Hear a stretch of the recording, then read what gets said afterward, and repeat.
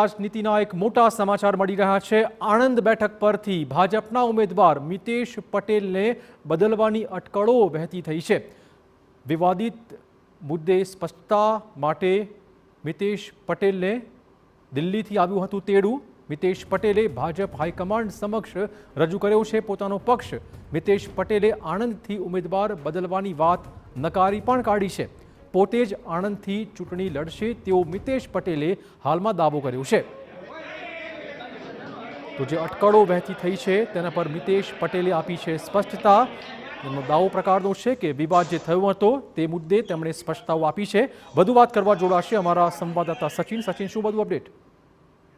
જો મિતેશ પટેલ જે આણંદ લોકસભાથી ભારતીય જનતા પાર્ટીના ઉમેદવાર છે, તે મિતેશ પટેલને લઈને જે અટકળો ચાલી રહી હતી એમાં જે પ્રકારે કહેવામાં આવી રહ્યું હતું કે જે વિવાદ એક હતો એમનો અને એના મુદ્દેની સ્પષ્ટતાને લઈને દિલ્હીથી એમને બોલાવવામાં આવ્યા હતા। પરંતુ એક વાત જે સામે આવી રહી છે કે મિતેશ પટેલ જે છે એમણે પોતાનો પક્ષ જે છે એ ભારતીય જનતા પાર્ટી સમક્ષ હાઈકમાન્ડ સમક્ષ પોતાનો પક્ષ રજૂ કર્યો છે અને સાથે જ સાથે જે અટકળો અત્યારે ચાલી રહી હતી કે બદલવામાં આવશે, એમની જગ્યાએ બીજા કોઈ ઉમેદવાર આવી શકે છે, ત્યારે એ બાબતનો અંત પણ આવ્યો છે અને એવું જે માહિતી છે મળી રહી છે કે મિતેશ પટેલ જે છે તેઓ આ બેઠક ઉપર ઉમેદવાર ભારતીય જનતા પાર્ટીના નિશ્ચિત છે। એમને કોઈ બદલવાની વાત જે છે એ વાત ઉપર હવે પૂર્ણ વિરામ પણ આવી ગયું છે અને જે આણંદ લોકસભા બેઠક પર આ પહેલા પણ તેઓ ભરતસિંહ સોલંકી સામે જીત્યા હતા અને આ વખતે પણ તેઓ ભારતીય જનતા પાર્ટી તરફથી ઉમેદવાર રહેશે જ।